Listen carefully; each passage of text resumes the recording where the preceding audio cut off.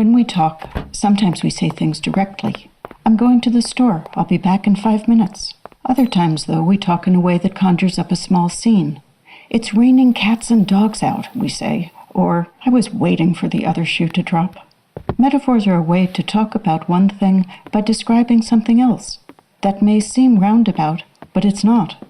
Seeing and hearing and tasting are how we know anything first. The philosopher William James described the world of newborn infants as a buzzing and blooming confusion. Abstract ideas are pale things compared to those first bees and blossoms. Metaphors think with the imagination and the senses. The hot chili peppers in them explode in the mouth and the mind. They're also precise. We don't really stop to think about a raindrop the size of an actual cat or dog, but as soon as I do, I realize that I'm quite certain the dog has to be a small one, a Cocker Spaniel or a Dachshund, and not a Golden Lab or Newfoundland. I think a beagle might be about right. A metaphor isn't true or untrue in any ordinary sense. Metaphors are art, not science, but they can still feel right or wrong. A metaphor that isn't good leaves you confused. You know what it means to feel like a square wheel, but not what it's like to be tired as a whale. There's a paradox to metaphors. They almost always say things that aren't true. If you say, there's an elephant in the room, there isn't an actual one looking for the peanut dish on the table. Metaphors get under your skin by ghosting right past the logical mind.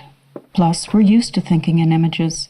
Every night we dream impossible things, and when we wake up, that way of thinking's still in us. We take off our dream shoes and button ourselves into our lives. Some metaphors include the words like or as, sweet as honey, strong as a tree. Those are called similes.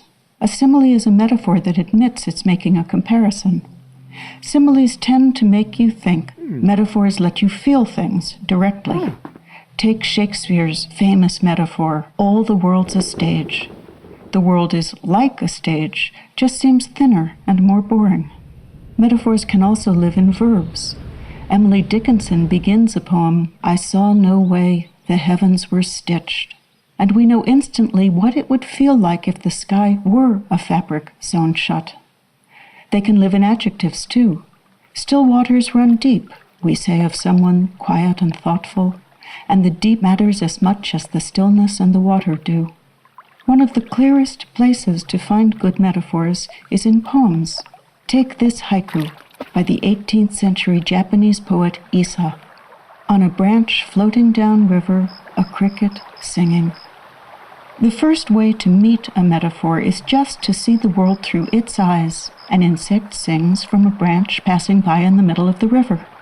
Even as you see that, though, some part of you recognizes in the image a small portrait of what it's like to live in this world of change and time.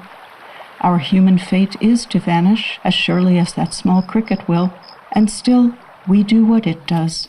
We live, we sing. Sometimes a poem takes a metaphor and extends it, building on one idea in many ways.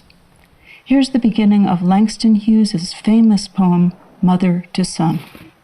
Well, son, I'll tell you, life for me ain't been no crystal stair. It's had tacks in it, and splinters, and boards torn up, and places with no carpet on the floor. Langston Hughes is making a metaphor that compares a hard life to a wrecked house you still have to live in. Those splinters and tacks feel real. They hurt your own feet and your own heart. But the mother is describing her life here, not her actual house.